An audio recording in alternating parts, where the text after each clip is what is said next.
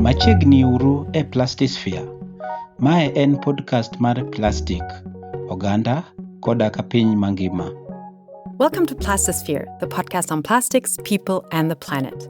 My name is Anja Krieger. Wouldn't it be great to have something like guilt-free plastics? A plastic product you can just buy without worrying that you are contributing to pollution in the environment? That's the promise of plastic credits. The idea is that if you do have to buy a plastic product, this amount of plastic is being offset or saved from the environment somewhere else. This is similar to the concept of carbon credits to tackle climate change. But there's a lot of criticism of the idea of offsetting plastics or greenhouse gases this way. Are these credits really doing what they claim to do? In this episode, we're going to hear a story from Kenya, and more specifically, Dandora. Dandora is a neighborhood in Nairobi and the home of Kenya's biggest dumpsite, an open field with mountains of trash and waste. It's the workplace of Dandora's waste pickers, some of the poorest people in the city, making a living from collecting anything valuable they find on the dump site. These waste pickers are doing a hard and dangerous job, and they face a lot of competition. They compete with the big machines that move the trash around, their fellow waste workers, and now they are also competing with a new concept: plastic credits. I learned more about this on the sidelines of the Plastic Treaty Talks in Geneva this summer, where I met Bernard Ogembo from Kenya and Conor McGlone from the UK, the two journalists who investigated the connection between plastic credits and the Dandora dump site. Later, Apita Bhagat joined us of Gaia Asia Pacific, an organization with deep insights into the situation of waste pickers. First, I asked Bernard to tell us more about Dandora. Bernard, you are from Kenya. And for this story, you went to Dandora dumpsite, which is one of the biggest dump sites in Africa. Many waste pickers go there to collect recyclables for their livelihoods. So maybe take us there. Like, what did you see there? Yeah, okay. When I was in Dandora dumpsite, I think that it's right. It's one of the biggest dump site in Eastern Central Africa. And the first picture that you could see is the people flapping, like they are trying to kind of look for the valuables, marabou stalks everywhere, and flies, like the kind of smell that is welcoming you to that dump site. And really, it's something that just take you back to like what kind of the world are you in? Young kids trying to look for like some kind of food within the dump site, like the sweets, and mothers with kids on their backs. They are trying to struggle with the men, their counterparts, like to get for valuables. And on the other side, the machines that are also flapping for some of these waste within the dump site. It's a kind of a tricky situation in a way that human competes with these machines, which is also quite risky for them when they are trying to look for valuable. And some of these kids have started working here a long time ago. When they were kids, they were introduced to the dump site, the dump site, and they started working there until now, but they're still looking. And it's really hard for them when you see like they're trying to get something like to put on the table, and it's not, sometimes it goes well, sometimes it's not working for them at all. Yeah. So it's a really hard job, and many kids are working there as well. Conor, this dump site is quite well known, Dandora, right? Mm-hmm. And companies were promising something, right? So tell us more about what they were going to do at Dandora. So the idea of plastic credits, it's an offsetting scheme based on the carbon offsetting schemes which has attracted its controversy in the past. Companies in the UK or in the global north are able to buy offsets or plastic credits from projects that are often backed by petrochemical companies in the global south, for example, projects that we looked at in Kenya. And if a project claims that it has recycled or collected a ton of plastic, a company can buy this plastic credit and they can claim that the plastic that they're using is somehow offsetted against that. So they can claim things like plastic neutrality. So we have a particular situation where particularly luxury brands are able to claim that they're plastic neutral, when in fact they're in reality they're not. They're just helping a project somewhere else in places where there are well-documented issues with waste management, for example, in Kenya, in Nairobi. They can claim that they've offsetted their plastic use. What we found in reality is that actually there are a lot of issues around transparency and whether these claims can actually be said with any certainty. We really struggled to find that. When would we be able to say that a plastic credit or offset has really worked and has value? That's very hard to say. That's something that I'm not sure I can answer. There is auditing done of these companies, but we suspect that the auditing is not always very thorough. And there are a lot of issues. These are informal places where there's informal work happening. So to kind of put that in, to formalize that, to make that into a system which is measurable is a very tricky endeavor. But there's this concept of additionality, right? Mm-hmm. You described that in your story. Maybe you can explain that to us. What does that mean? So additionality means that this work to clear up pollution would not have taken place without the funding that the plastic credits would have enabled to happen. So without additionality, there's a big danger of greenwashing, because you could just say, oh, I've paid some extra money and something has happened here, and then you can charge more for your products and your consumers can purchase these products in a guilt-free way, thinking that they're actually doing something good. But what we discovered is that many of these projects have already been running for years before they've then been registered on big databases from certain companies that have a credit platform, if you will. But they'd already been running for a number of years before they then start to say, okay, we would like to have some credits for these, which to us shows that there's no additionality. These projects were already happening. Waste pickers have already been struggling and collecting plastic as a way of making money. Often they can't afford school fees and they're doing this. This is the only way they can survive.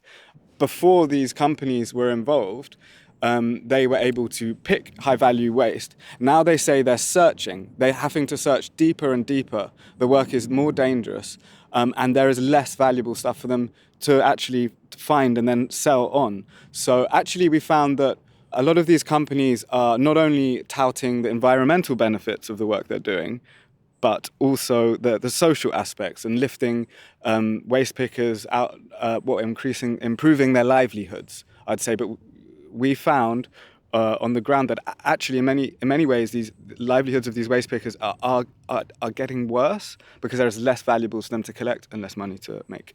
That was the aspect I found really interesting in your story, that the companies were basically picking up these plastics earlier in the game so that they didn't even reach the dump site anymore. So the waste pickers had to search more. Mm-hmm. And I mean, you would say, okay, that's a good thing, it's being recovered earlier. But basically, these plastics would have been recovered by the waste pickers if they had gotten there. And the companies just retrieved them earlier and basically sold that on as an allowance to pollute elsewhere. Mm-hmm. Bernard, you were on the ground speaking to these waste pickers. What did they say to you? Maybe a few examples of people you spoke to. When I got the first hand information about how really the life of a waste picker looks like on the ground, I had some quite interesting testimonies from some of these waste pickers. Especially, we had one waste picker by the name Mr. Njoroge, who has been working at the dump site for 24 years now. And his testimony was quite interesting because Mr. Njoroge tells me that some of these valuables that they used to pick are no longer there, because some of these companies are coming up and they have their people already on the ground. Especially they deal directly with the aggregators. So they have to try to compete with the companies to try to get some of these valuables. When you see the issue of health, because some of these waste pickers, their health are not good at all. Like, for example, Mr. Njoroge tells me that he's been suffering from tuberculosis for quite some time. And even for the first time, he didn't even realize that that is what was happening to him. And until maybe he went to check for a medication from the doctor, who later told him that he has been suffering from the disease for quite some time.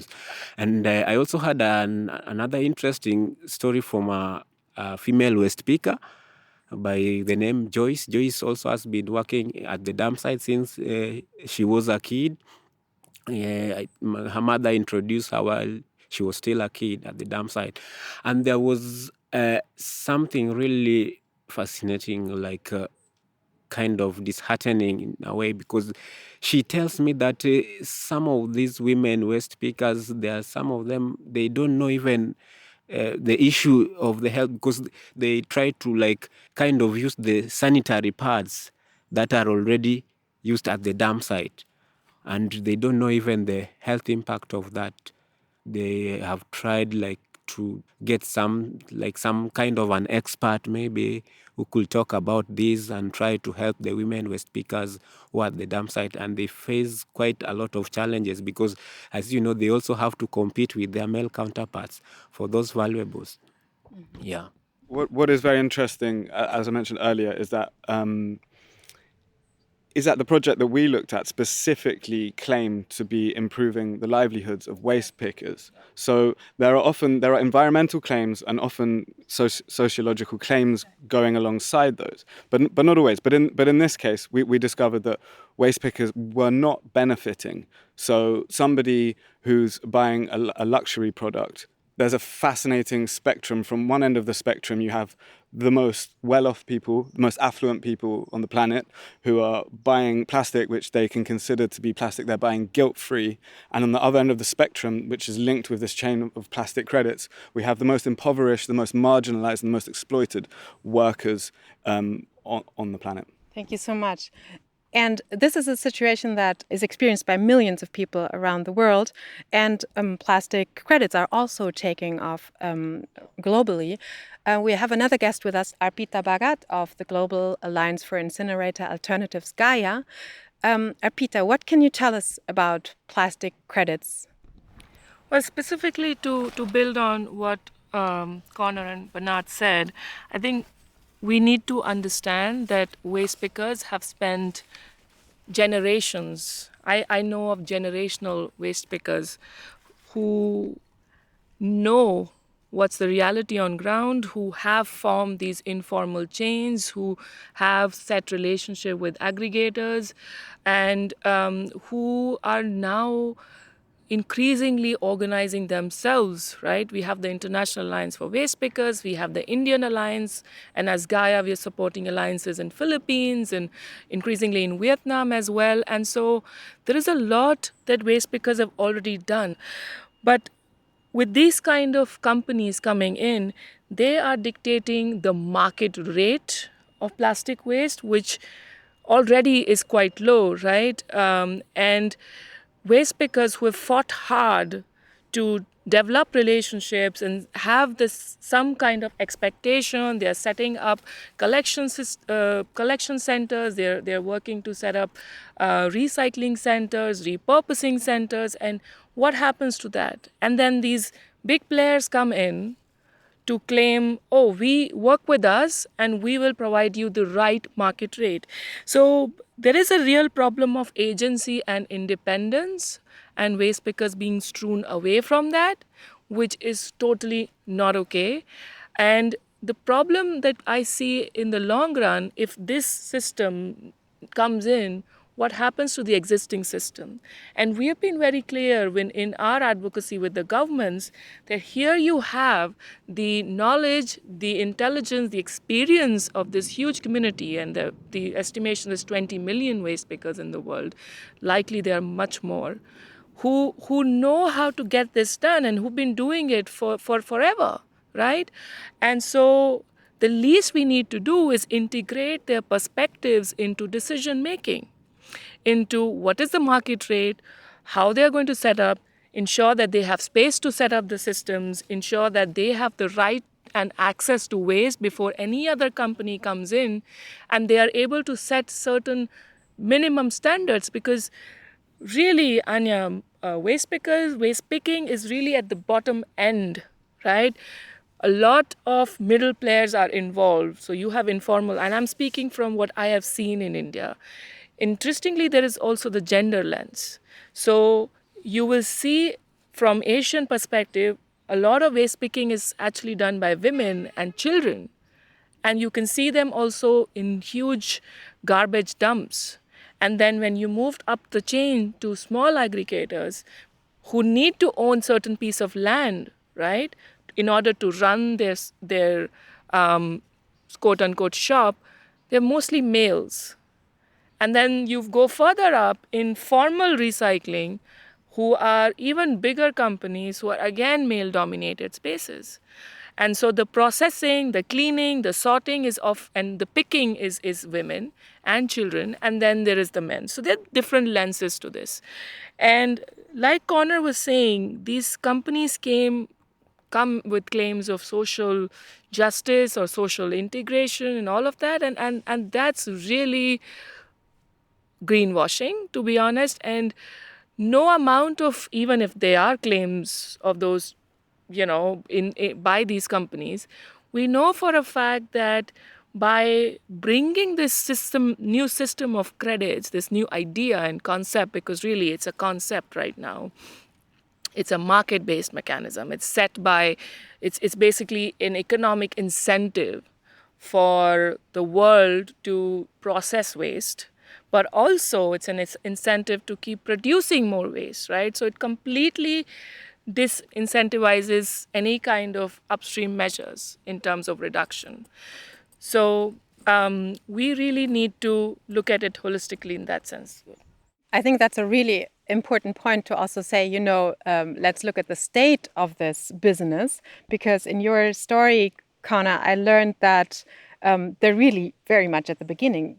Some of these companies haven't even sold 20 credits or so. Yeah, in Kenya, it's a nascent industry for sure, and that's why we're particularly concerned. We're concerned that the waste pickers that we spoke to said their wages had actually gone down, and the projects would make claims that they're helping waste pickers with gestures such as free meals, free PPE. Protective equipment, which sounds very good on the surface, but what we found is that this is quite tokenistic. And we would hear things like, oh, a few people have been given some gumboots, which would be really useful and really protect people, but they only last for a couple of months. And they are actually cool. They say if we could make a proper wage, then we could pay for our own gumboots. And this goes back to the point of agency. It's supposed to be a kind of trickle-down market, but the people at the very bottom are not seeing those benefits. You've both been talking about agency, Connor and Arpita, and an idea that comes to my mind, maybe it's naive, is why don't the waste pickers take over the plastic credit market? Would that be a solution? I'm not somebody who can speak on behalf of waste pickers, but there are thoughts around this, right? There is thinking, because we, as advocates or activists, we work with what we are served, right? Like, we keep challenging the notions, and the world keeps coming up with new notions that we need to dismantle and disapprove. And perhaps that I have not personally thought, but I know that those ideas are there. It's just about who are we fighting against, no? And yeah, it comes down to the big guns of the world with the power, with the contacts with the countries, with the money, versus this set of people. We are just a set of people. Our power is each other. We don't have any other power. So even if that happens, we will be co-opted, right? We've been seeing how things are increasingly getting co-opted and then misrepresented, misinterpreted, and of course amplified, because again, economics give them the power to influence as well. So I'm not going to say that there aren't any concepts, but it's very hard. I think we also need to dismantle the concept and think about the science a little bit, right? If we are saying a credit is 1 ton of plastic waste managed, recycled, collected, what have you, different methodologies, different standards define it differently. Which plastics, right? Plastic is not a homogeneous material. It's chemicals in different proportions, different kinds of chemicals, all kinds of different kinds of polymers have different impacts. When they say 1 ton, what is it 1 ton of, right? What kind of toxic amalgamation are we dealing with? Because that is really the health safeguards. There are no health safeguards, first of all, in these standards. That's another important point to be talked about. It's not enough, like Connor was saying, to just give gloves or masks or whatever to waste pickers and say, oh, we are good. We have done our job. Yeah, I think really, as much as we want the waste pickers maybe to take lead on some of these projects that claims to be benefiting them, what I will say that really there is a real disconnect, the systematic disconnect within the value chain, like where you find that the big people at the top are the ones who make decisions. Some of them they do on behalf of the waste pickers. Because if I may speak about plastic credit, for example, majority of waste pickers really they don't even know about what plastic credit is and what it's all about. And they are even surprised if you tell them that there's a plastic something as kind of a scheme called plastic credits. They are like, what is that? So if you look at some of these projects that were registered at the platform, you will find that they were talking of like something like they did like stakeholders consultations with the group of like representatives of the waste pickers. And when I was speaking to one of the president of the waste pickers now, that is Mr. Gisore, they really like, what are you talking about? Because we were not told anything about this and we've never been consulted about such schemes. So it's really interesting. It's also very important to note that many of these projects, the projects we investigated, they are part funded by petrochemical companies. And that does raise some very serious questions about conflict of interest. That not only are petrochemicals supportive of petrochemical companies supportive of plastic credits, but so are big brands who have a lot at stake in the game. Many of the big manufacturers and petrochemical companies are supportive of plastic credits, and these are the same companies that are also do not support a cut on plastic production. So this comes back to the point of, hey, we have a solution, and the solution is how we can better manage this waste, while conveniently not looking at the best way of reducing plastic waste, which is, of course, to reduce the production of plastic in the first place. Right, which brings us to the need of tackling the full life cycle of plastic pollution, not only when it has become waste or ends up in the environment or on a dump site, but there's pollution right from extraction of the raw materials through production, and in the use phase there's abrasion, there's transfer of toxic chemicals. So plastic pollution is really not only about the end of the story. And what strikes me about plastic credits is that it's like there's no net reduction in that moment, right? There's no net reduction of plastic pollution, because in one place new plastic is being produced and in the other it is hopefully being recovered or safely disposed of, right?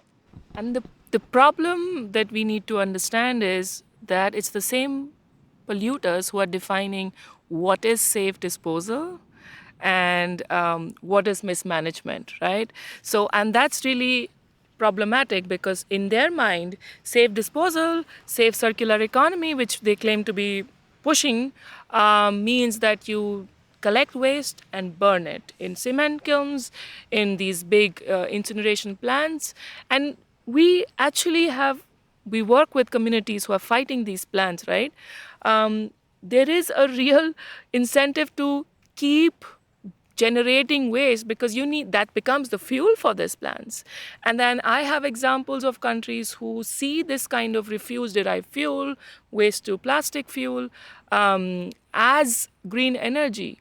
But I think the point that I also want to make is that we have plastic credits and we had carbon credits. A company can claim both carbon credit and plastic credit for the same project. So there could be double counting. We would never know this. There is no transparency. And like Bernard was saying, these companies, at least the marketplaces which are in operation where you can buy and sell credits, do not disclose any information except maybe one or two, right? So that transparency is non-existing. The third issue is that there is billions being pooled into this market. Why? Because, well, you keep churning more credits, but also we are hearing of circular credits, we are hearing of reuse credits.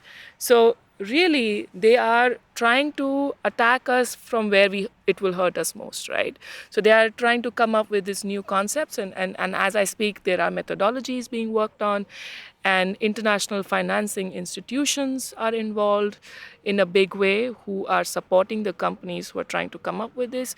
So it's not about a company, it's a whole ecosystem of huge players, of huge stakes, where they are able to subvert the principle of polluter pays to actually incentivize polluters to keep polluting.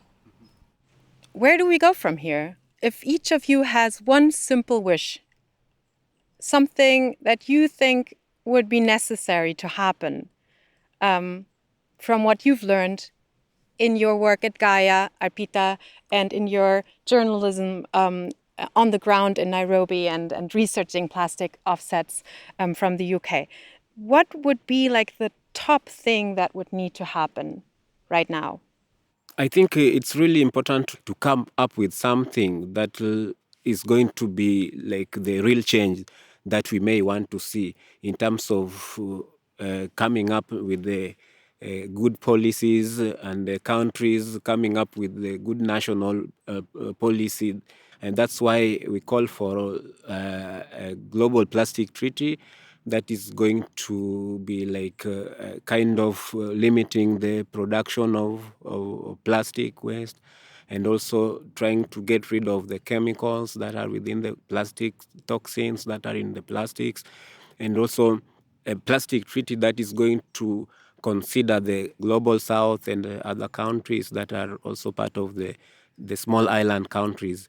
So that is what I would wish to but I don't know the kind of outcome that we are going to come up with, but my wish is that we limit the production of plastics.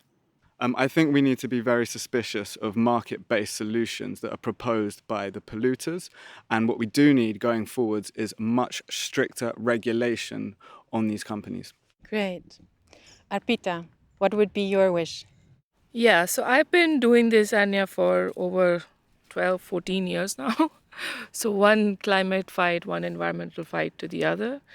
And there is a set pattern that I see that folks probably would agree with.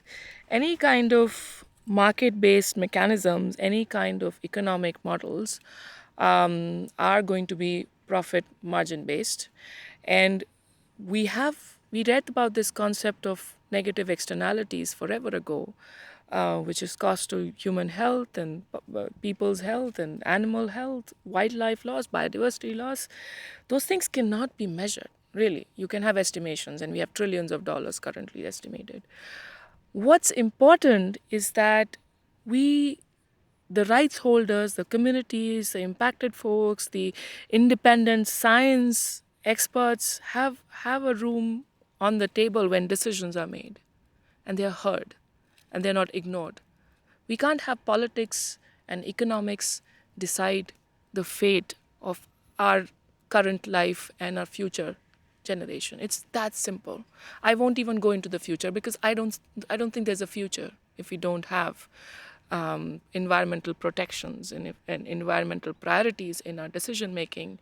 And it takes care of gender justice, it takes care of youth voices, it takes care of indigenous voices, voices of marginalized communities. And that's really what I want to see countries doing more, and not be influenced by all of these polluters. It's a big wish, but this fight is not ending with this treaty. This fight will not end with one good national policy even, because they can always iterate with new governments coming in. This fight for us is forever. Like, this is my life. So, yeah. Yeah, for sure. This story, I also expect this story to accompany me until the end of my life. Thank you so much, Arpita and Bernard and Connor. If listeners would like to read the story about Kenya's Dandora dumpsite and the plastic offsets, that's on the DSMOG website.